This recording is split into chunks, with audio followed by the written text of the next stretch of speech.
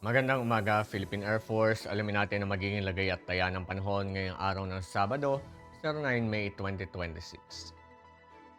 Sa kasalukuyan ng ating binabantayan na si Tropical Storm Hagupit sa labas ng ating Philippine Area of Responsibility ay huling namataan kaninang alas 3 ng umaga sa layong 1,165 kilometers silangan ng Northeastern Mindanao. Ito ay may lakas ng hangin na 75 kilometers per hour mula sa sentro at pagbugso na 90 kilometers per hour. Patuloy itong kumikilos westward at 20 kilometers per hour. Sa ngayon ay wala naman itong direktang epekto sa ating bansa.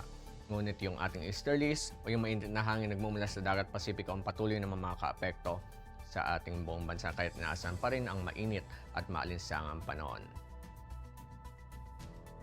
Para sa magiging forecast track ni Tropical Storm Hagupit, ito ay kikilos generally westward, majority ng kanyang forecast period at inaasahan na papasok ito ng ating Philippine Area of Responsibility ngayong araw.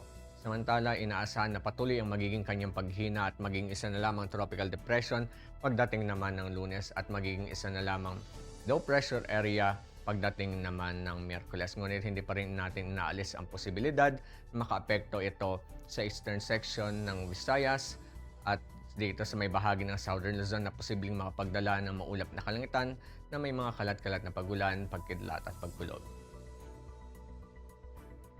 Para sa ating general area forecast, ang Metro Manila at ang buong Luzon, ang buong Visayas, at ang buong Mindanao ay patuloy na magkakaroon ng bahagya hanggang sa maulap na kalangitan na may pulupulong pagulan, pagkidlat at pagkulog. Para naman sa ating flight level wind chart dito sa 2,500 at 5,000 feet, asahan pa rin natin na generally light to moderate winds pa rin na nanggagaling sa easterlies ang ating mararanasan.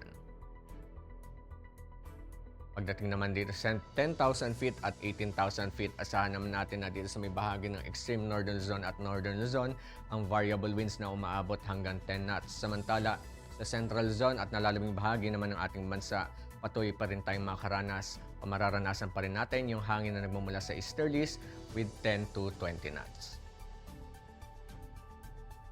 Para sa impact nito sa ating flying operations dito sa Metro Manila at sa nalalabing bahagi ng ating bansa, patuloy pa rin tayong makaranas ng warm and humid air from the Pacific na makapag-enhance ng ating mga convective activity. Ang impact nito sa rotary is yung mga localized thunderstorms at mga light turbulence na posibleng makaapekto sa ating mga operations, especially inland during afternoon.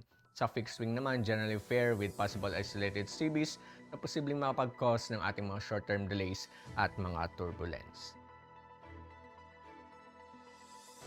Ang haring araw ay sumikat kaninang 0530. Ito naman ay lulubog mamayang 1815.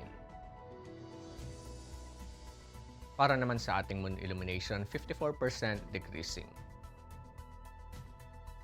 At para manatiling updated sa lagay at taya ng panahon, i-follow lamang ang Air Force Weather Center sa aming social media accounts.